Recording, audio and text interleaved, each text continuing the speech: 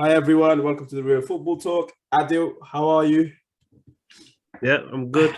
I'm good. Almost 2/3 of the way through Ramadan, coming to an Yeah. end. Last 10 days, yeah, coming up to the last 10 days. Feels like it's flown by, hasn't it? It has. Crazy. I don't know if that's a good thing or a bad thing. It's bad thing, obviously.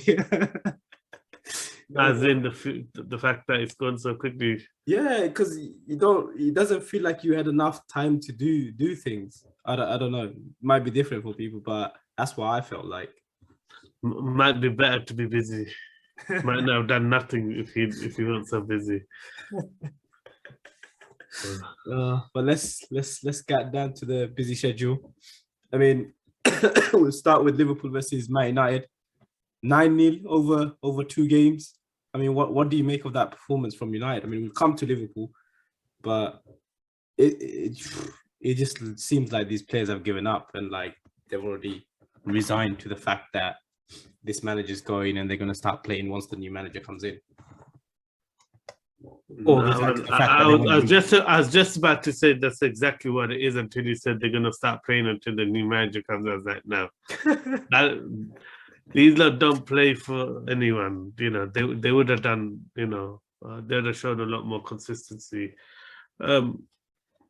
It just shows the gulf in where the clubs are at. At the end of the day, now is the time you can assess, isn't it? The whole idea of getting someone like Ragnick and announcing, that he's only there until the end of the season, then going upstairs and knowing that he's someone who's going to try and revolutionize everything rather than, stick to what Oli was building. Something it needed a bit more structure and a system put in place.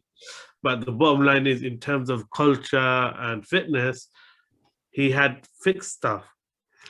And totally going with someone who's going to do, rip up the whole thing, and then, losing Carrick and McKenna, you've lost literally whatever good that also came from the Oli reign. But it just shows, isn't it? I mean, Man United fans would have thought you can't get worse than Oli in terms of, a team not having no identity. And then I'll be honest, under Ragnick, United look more of a mess than they did under Oli, and anyone who says otherwise is kidding themselves. Just because Ragnick has a bit more of a reputation does not, hide the facts that when you watch United play, you're covering your eyes, with a duvet or whatever you can, because it's just comical. As a player, or as a lot of the players are in there, you gotta do the at least the minimum basic. It seems like then Hannibal Mejbri came on and he seemed like he done more in that 90 minutes or however many minutes he played, or it seemed like he cares more than any of the players on that pitch. And he played with a bit of fight, a bit of fire, a bit of character. There was a bit of pride. He was hurting the fact that these guys are knocking the ball around. But at the end of the day, the players are bad and they're losing confidence and it's getting worse. But the thing is, the manager is not helping the situation because then what is he building? He's constantly changing the look, the line. What is he building? There is no Europe now. Stick to a system and play it and build some confidence and show those players the system you want to play. Have you ever seen a back five where all 5 players press? The whole point of going to three centre backs is one of them sweeps. I mean, that first goal was comical, isn't it? Yeah, but you look at all of them. What is there's 2 things about that goal. One, the formation at the start of the game was 5-3-2. It was very clear. They're trying to do what City did well against Liverpool in terms of pressing the 2 centre backs and not letting them build up the game, and then using Elanga as a central midfielder. But at the end of the day, you're playing a winger in central midfield. So when the goal happens and he ends up doing what a winger does and pressing Trent Alexander-Arnold and not staying in midfield, you suddenly now got an overload because it's 3 against 2 in the midfield. That picture that came out, like where you had three Liverpool players running, and you got 2 Manchester United defenders there, and I was just like, you got 5 at the back and you're still getting outnumbered. How is that possible? Like, it's just because every single one of them are looking to press space in front of them, which is the Rangnick. That's his philosophy, his identity. But it's absurd because they're doing it in a reactive way. But the thing is, why have 3 centre backs if every single one of them is pressing space? Now the problem is, football is all about the players. You can have the perfect idea, but if your players can't execute that, you need to do something different. Now, are you going to tell me that Fred and McTominay off the ball and you're going to play Pogba and Fernandes like against Norwich, or Pogba and someone else, in Matic, it's going to give you the same output? Of course not. Of course not. So you got to change, you got to adjust something, because Pogba can't do nothing off the ball. The guy's just too slow at everything. Yeah. What do? They've been playing him in central midfield as a deep line defender. Against Norwich, they didn't even play Matic, which made it worse. So he got completely exposed. You're playing Lingard. Like, what kind of, he's a scientist trying to cook up formulas. He doesn't know what he's doing. Dalot on the left, he doesn't know what he's doing. But ultimately, you put Pogba, you look at the first goal, guess who Pogba was marking? Mane. Watch that goal. He runs over and he's touching and he's marking the referee. Oh, yeah. He's marking the referee. I mean, what? That tells you everything that you need to. You got 2 players picking up Diaz trying to play offside. Like, you're that high up the pitch. How can you How can you have 3 at the back and everyone trying to play offside? Yeah. I don't know what Jones is doing trying to play offside. But don't you think he kind of hang Jones out to be a bit dry, because like it's a new formation, he just chucks him in there out of nowhere?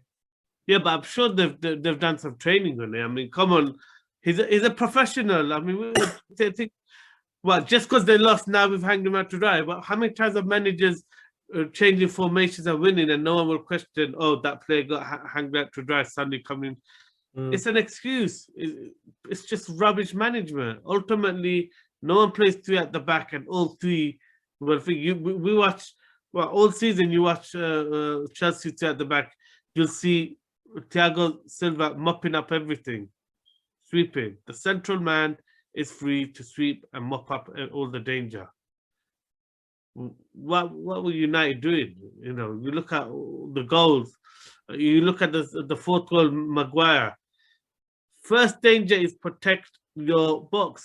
He's so fixated on Mane that he's not even looking at the run of Salah. It's like the center of the goal. There's no threat until you leave your position. It's comical. And this is what Rangnick is doing. And now he's losing the confidence of the players because he's constantly changing things. He's trying to force it. Like, he's not played Sancho the last few games. You're just killing his confidence. You're turning to flaky players who aren't playing with heart and haven't been playing with heart for a long time. You're trying to... Or you're looking to get rid of them. You're looking to get rid of some of these players. No, but look, it don't make sense. What? And this is the common thing. If you look at the teams that are hitting the dip in form, they all have this common theme of they're still relying on players who everyone knows is leaving the club. United relying on Pogba. It makes no sense. You're still relying on players like Rashford and Lingard who whose mind ain't at Manchester. They're somewhere else. Do you get it? And then you're not gonna play people like Sancho, who has moved to the club, is loyal to the club, is trying his best. You know, it's a strange situation. So yeah, United are a mess.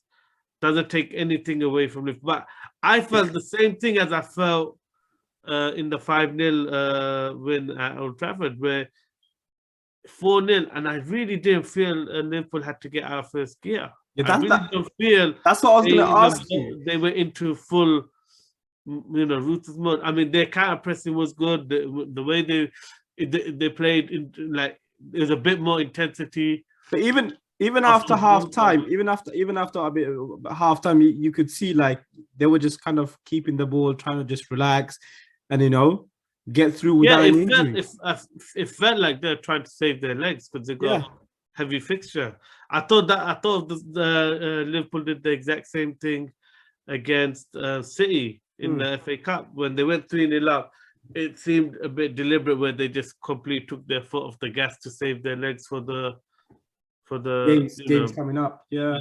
Well, for United, which they but didn't then need to. Like literally it's just like click of a switch, boom, all of a sudden. Honest, Liverpool's, B team would have beaten this United team. Minamino, Origi, all of them would have scored. Minamino, all of them would have scored. Elliott, they would have still won. Might have been 1-0, but they would have still won. Very harsh, very harsh. What do you make of the comment a lot of the pundits were making? Because they were saying when Liverpool had their bad team, they would still at least put that performance or the effort in. And then you look at this United team, there's just nothing. Yeah, I think it's true. I think there is truth in that. I mean, you can just tell the players don't care.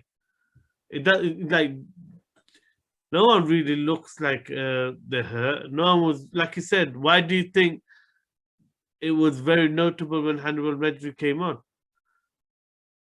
Because he actually cared. He actually ran around. He actually got into the faces of the Liverpool players. I don't think anyone put a tackle in like that. Everyone knows Thiago's an exceptional player, but he's a bit like Pogba. He does struggle with the pace of the Premiership. Yeah. But why did he look like vintage Thiago? It's because there's no one on him. He literally was allowed to dictate the whole game and, rightly got all the plaudits for his performance. But thumbs up. But guess what? You sit off Thiago, he will control and dominate the game. Yeah, true.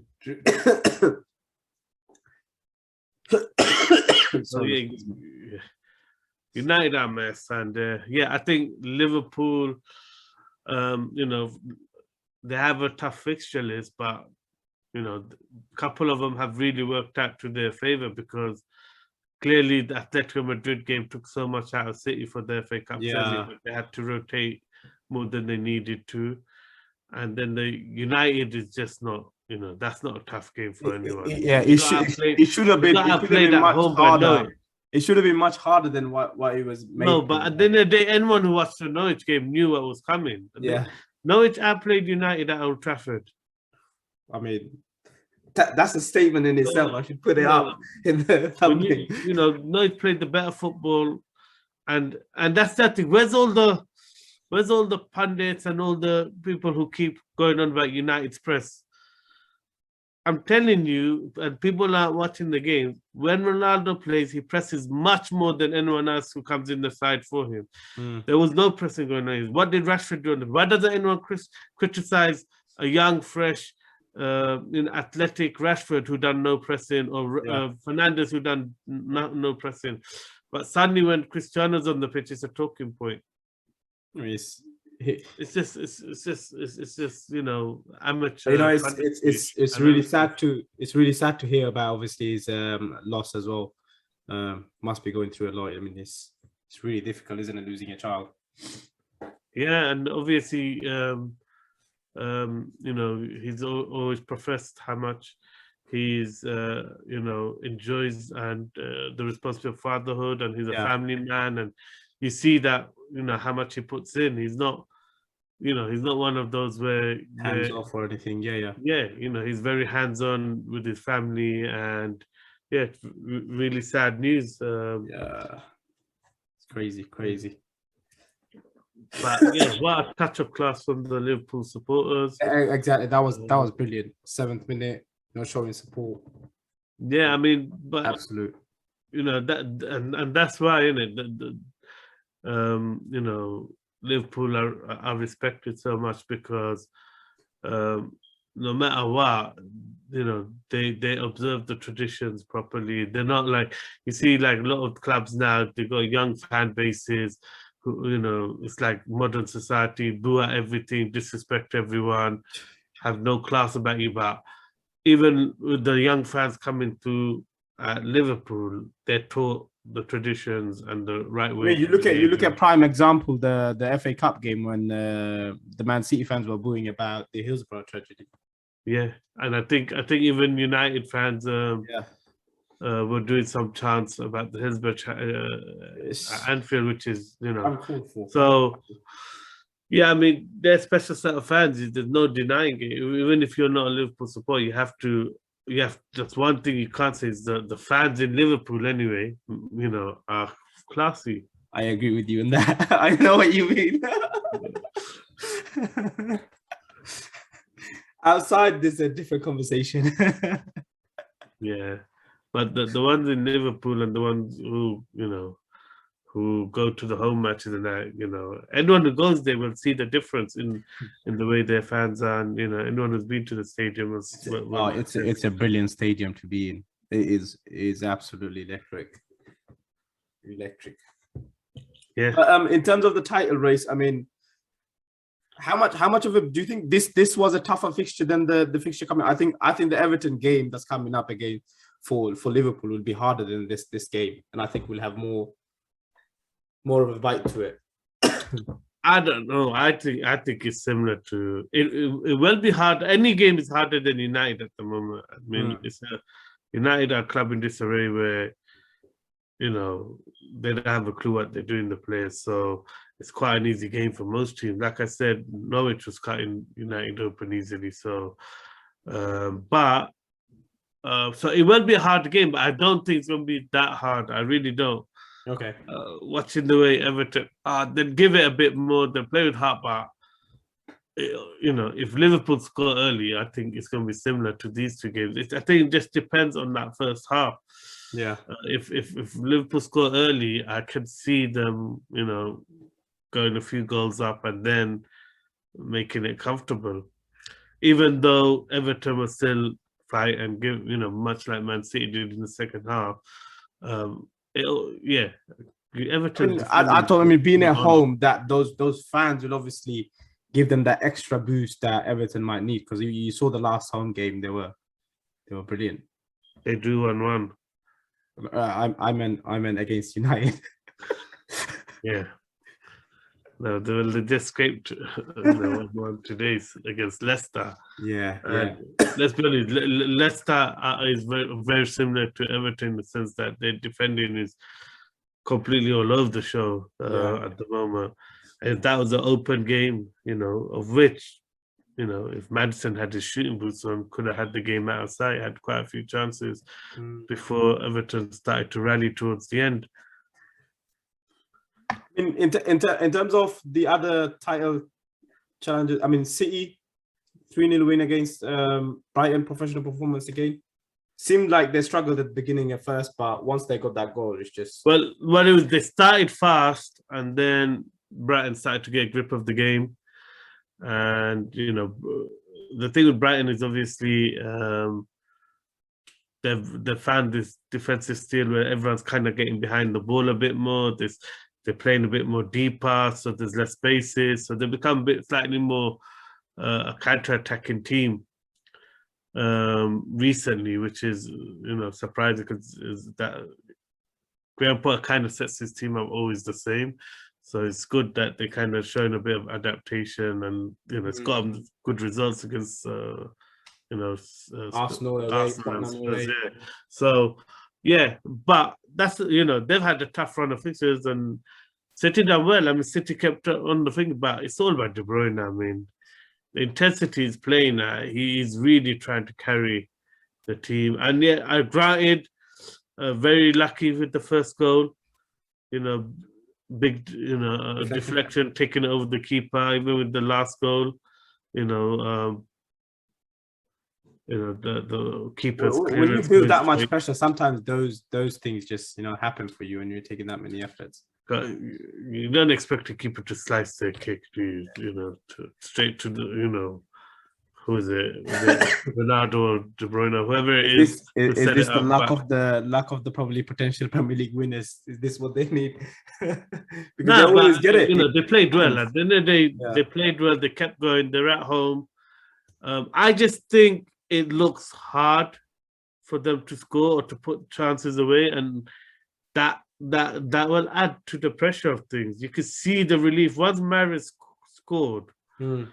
The relief in the players and Pep, and you know, up until that, but they were starting to, you know, struggle and panic a bit and get frustrated. So, you know, the lack of a goal scorer who can just finish off chance, that ruthlessness, is adding to the pressure more than anything Liverpool do. I think the pressure of them knowing that they have to create a whole load of chances before they score it, I think that's what's really adding the pressure more than anything.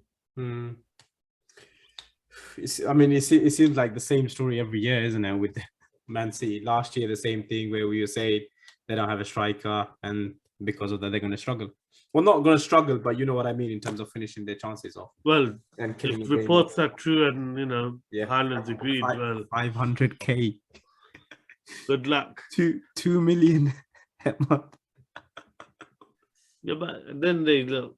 There's players being paid stupid money, and they ain't got the upsides of Haaland. You look at what, you know. Could you imagine what this? You know, Messi is getting paid now, and you look at Neymar, and you look at some of the crazy Bale, you know, something similar. It's crazy figures. Do you think that signing would take Man City to another level?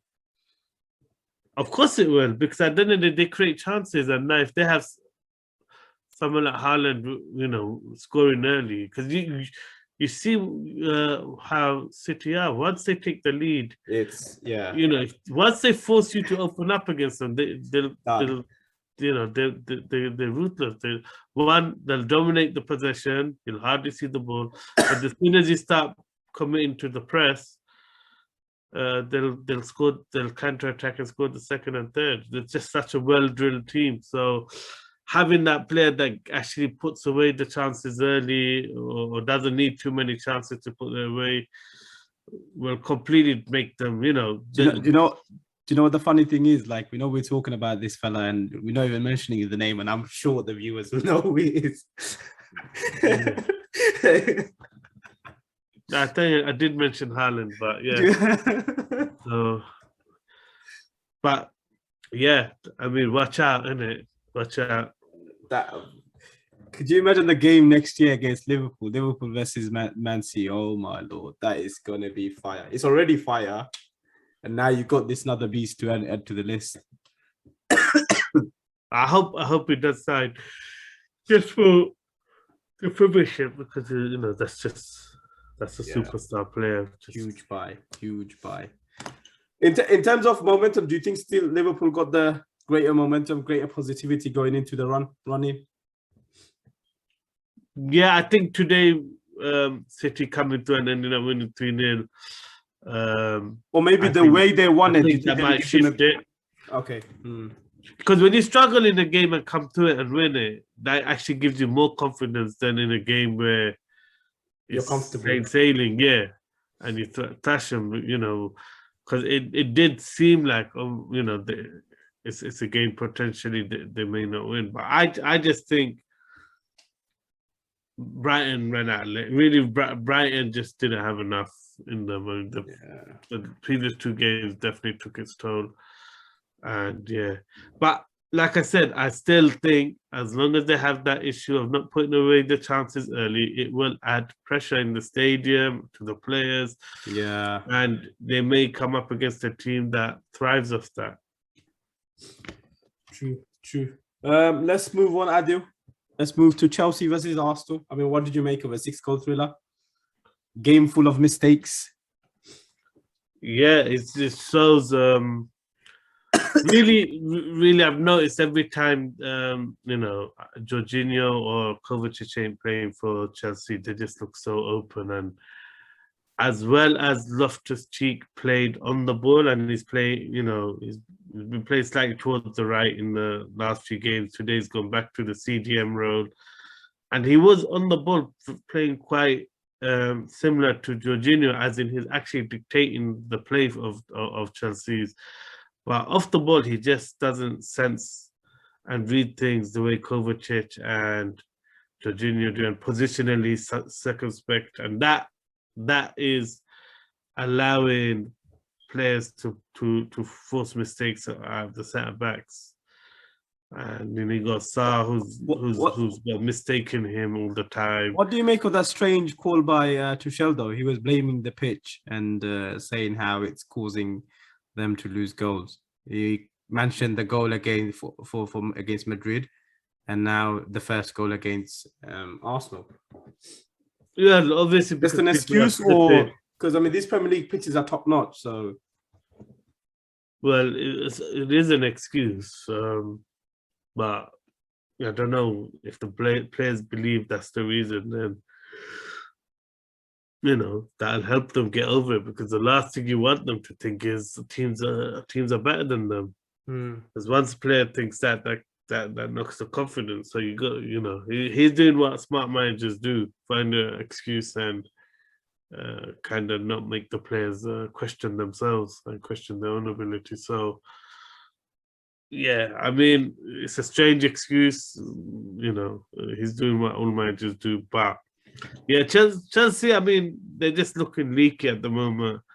And again, I do think things like players who, he's constantly playing players who are basically leaving the club. Rudiger, Christiansen today, Aspilicueta today.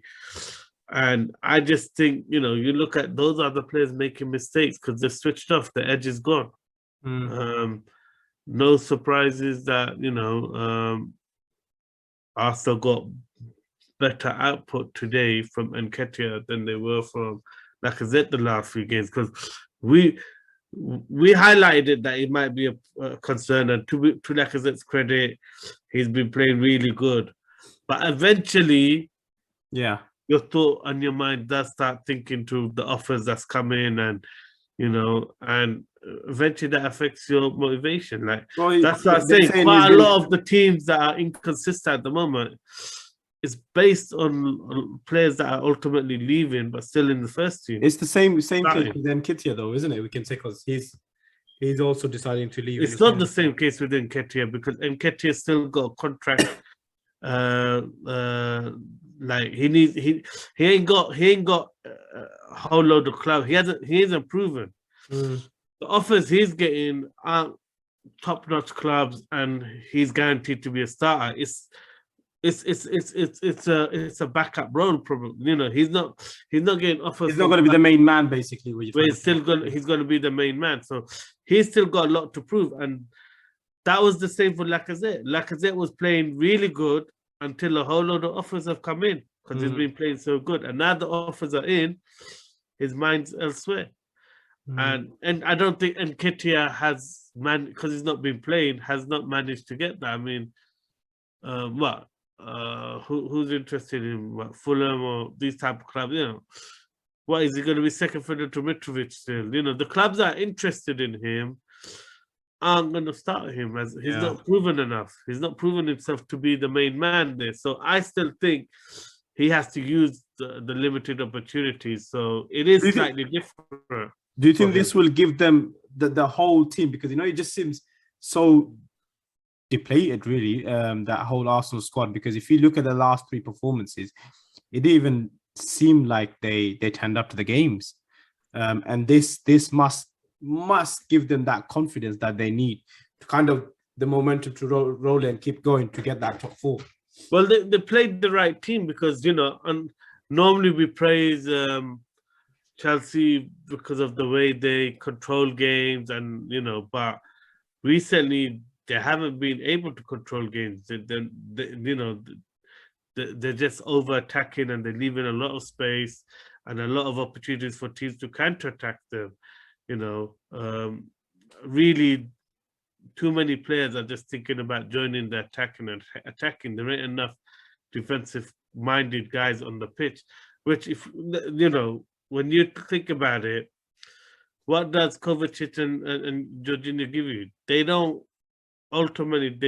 leave their position too often. They only do it. Kovacic might do when he has to, when they're chasing the game, but they stay secure and they keep, now you've got Loftus-Cheek going out of position, you've got Kante running wild everywhere all the time. You've got James not being disciplined. Alonso's never been good defensively. He's always does his positioning in the wrong place. And then you got, guys who are leaving the club you're relying on. There's only so much Thiago Silva can patch up in that case because, you got Azpilicueta making mistakes, you got Christensen making mistakes, and you got Rudiger making mistakes recently. And if you look at all the goals they conceded recently, most of them are on the counter-attack. You look at pretty much all the goals Real Madrid scored against them, they're on the counter-attack. They're all breaks and crosses into the box, and they're not dealing with basic crosses. Do you think teams have kind of found a way to kind of break at Chelsea now? I don't know, because because Brentford done a job on them as well. Yeah, but I think it's easier when people are playing their roles properly. I mean, it'd be interesting to see, if it was happening with Jorginho and Kovacic on the pitch. I genuinely believe personnel makes a huge difference. You can't. It's not just about the system. The players have to play the system correctly. Yeah. And currently, the players they got playing it aren't playing it better than the combination of Jorginho and Kovacic. I think that makes a huge difference. What's happening? Because Jorginho was on the bench. I mean, do you think they're thinking of selling him, or? I think that obviously it's clearly it's obvious that they're looking to move on from him. He's always had interest from clubs in Italy. Yeah, and he's always said he'd like to go back to Italy. So maybe they've decided. Surprising considering he's been one of their key players, right? Last year he was monumental to them, and he was in the UEFA Player of the Years and everything. So yeah, but he hasn't. If you be honest, he has not hit those heights at all this season. He hasn't been great this season. He has made mistakes, but obviously, they got Conor Gallagher coming back next year. They got Loftus-Cheek playing well. They're obviously looking to rejuvenate the squad. I don't know. I think Jorginho's already 31, hitting 32. He's not the most athletic of players. Not someone who's gonna, because of his style, he'll be able to play for many years, but not physically. If you're trying to play a physical brand of football, he won't be able to keep up with that.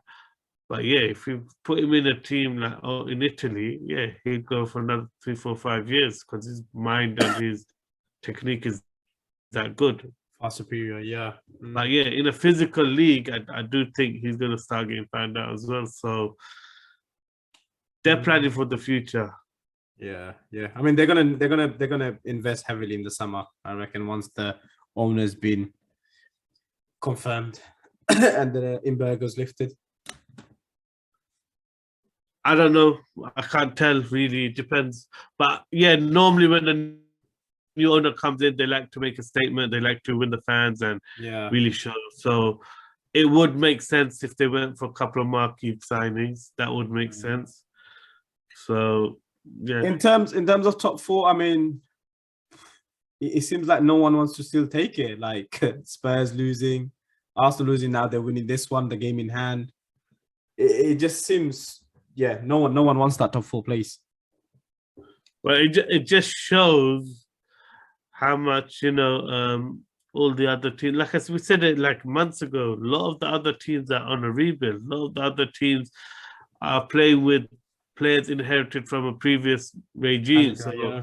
you look at Conte is, he probably still wants to do a makeover. A lot of some of the players on the squad, definitely in the fullback areas, it's clear he wants to make some changes. All right, Arsenal, they're planning long term. They've got rid of a lot of guys, we still need a lot of high earners. It's so I think Arsenal need a big summer because they've got rid of so many players and so many high earners that I think the fans will be upset if they don't do a few marquee signings. I'll tell you, I'll be livid if we don't.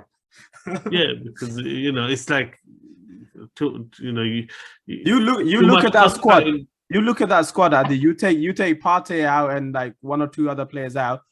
You take Saka out. All of a sudden, this team looks like a relegation team. Well, that's why they lost the last 3 games previous to the derby, because ultimately Saka dropped form. Yeah, he's a spark, and once he's not on any. So today he played with a bit more energy and bite. I think the goal helps at the beginning, taking the lead, but he makes Arsenal tick. He makes things happen, and it's massive to us. What an excellent way to get back in form. You definitely want to play against Alonso and Sarr. Yeah, out of form. So yeah, he did what he had to do against a position that really kind of made it easy for him, because they just kept sitting off him and letting him just cut in and dictate and create and cause havoc. Do you think this was much needed? Because obviously, would this give them that platform to build on and go for it? Or yeah, because they're a young team.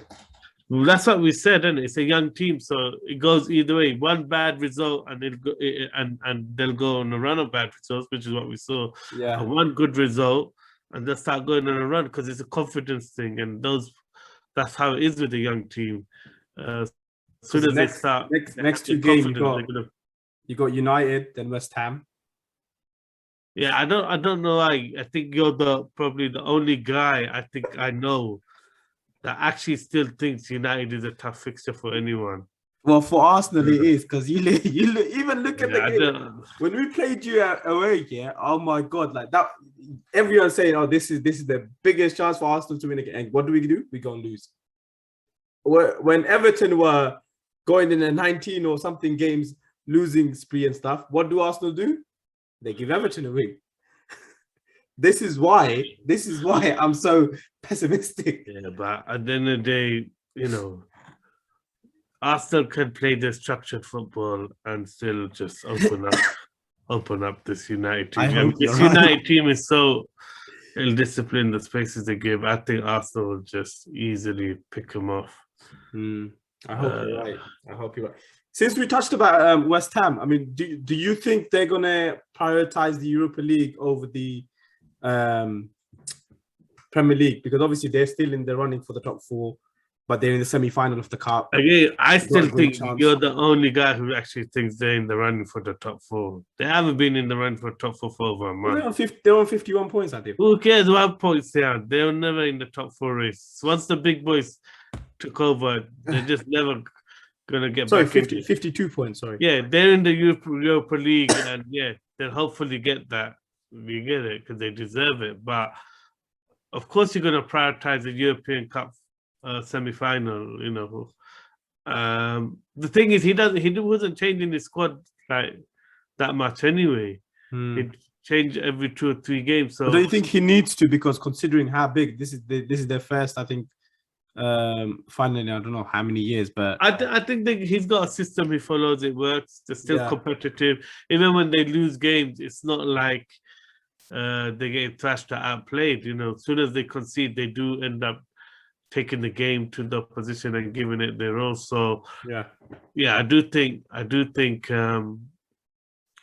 gonna prioritize the semi-final, but I still think they'll pick up points here and there. And, you got to remember the style of play they play. They do play a counter-attacking style. They do. They only put the energy in when they have to. So it's not it's not high energy. It's not like Liverpool and City where it's high pressing all the time. They don't do that. Yeah. But in terms of David Moyes, I mean, what a tremendous job he's done, isn't it? It seems like David Moyes kind of got the old Moyes back. I mean, a lot of people doubted him. Like I said, the expectations at West Ham and at the club are two different things. It's easier to win, and why is he's a good coach. His teams are organized. The players know what they have to do. It's a defense first, then attack idea. And yeah, he makes sure he's a good leader. He makes sure that there's good team spirit. He does all the basics good, and yeah, he's a manager that. But at a big club where you got to manage big egos, big players, big contracts, things like that, style just don't work. You need a bit more than that. So yeah, he's where he is, and he's doing excellent in that. And that's the perfect club, you reckon? That's his. I don't think he's proven anything to anyone like, oh, he's still good enough to be a manager of a big club. He's not. At the end of the day, you can force West Ham players not to have ketchup or take chips off the menu with them, but when you start doing that with these big prima donna players, unless you get a buy-in from them, like Conte does, he ends up. Conte and Bielsa, they're very similar. They kind of brainwash and take all the players into their way of thinking, and then they do all these strict diet regimes. But if you just go in there, pump your chest out, and try and make all these changes without proving yourself, which is what Moyes did when he went to United, then you're gonna get egg in your face, isn't it? Really. So yeah, he's at his level. He's doing well. Good manager. Talking of managers, Burnley, Sean Dyche. What a time to sack him. Yeah, I think it's the wrong time to sack him? Because it just came out of nowhere. The only thing strange for me is which at the beginning I thought was odd, was the fact that they're not really replacing him with a manager. Then I straight away thought, yeah, the return of Sam Allardyce. But now thinking about it, getting Ben Mee in and using the reserve, I think it might be a more smarter choice, because bringing someone because the thing with Burnley is they're losing games without being totally outplayed. Yeah. They're just not as solid as they used to be, because they try and play a bit more football and less direct. And that's what it comes down to. But when you listen to the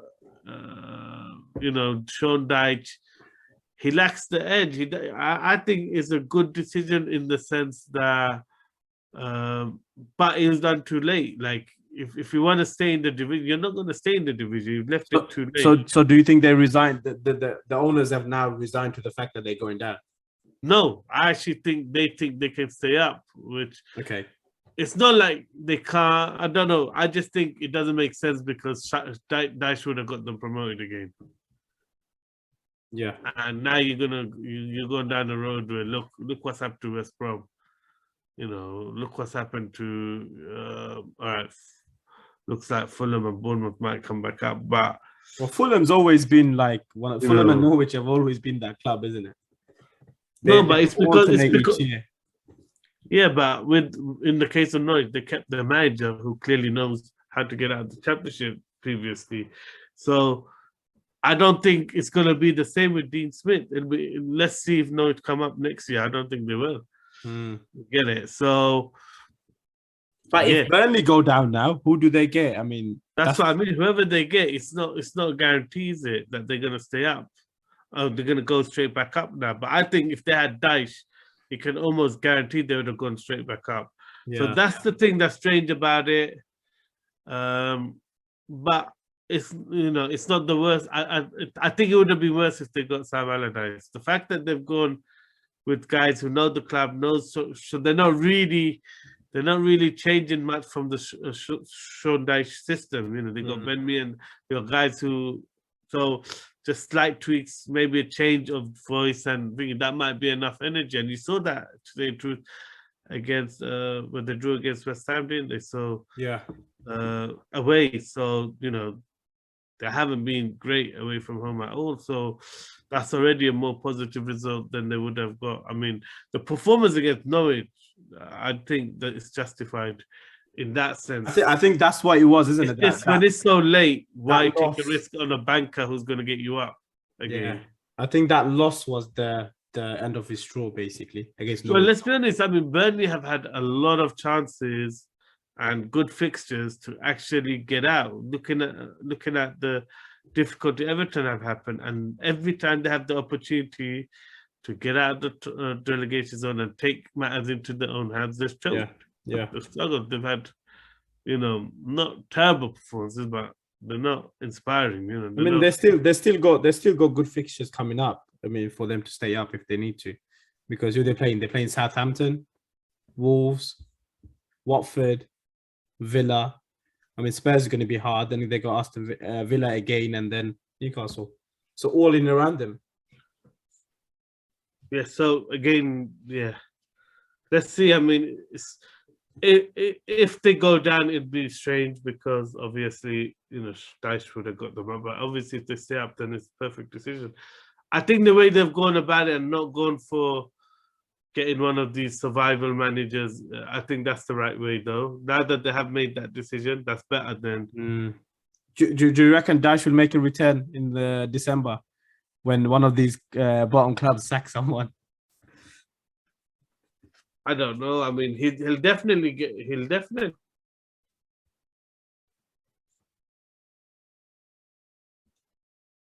I think I've lost Adil.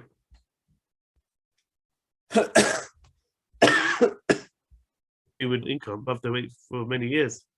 It's just caught up with them, but the poor form this season doesn't really reflect how good a manager Sean Dyche is. He's a very good manager. He took him to Europe, to league position, not to like losing in the cup final. Actually, to league. So he's a top manager. I just hope he picks a club that's a bit more ambitious. Yeah, gives him a bit more to spend, so we can really see what he could do. Yeah. Adil, thank you for coming on today. For those of you watching, thank you for watching. Please make sure you like, share, subscribe, and we look forward to seeing you soon.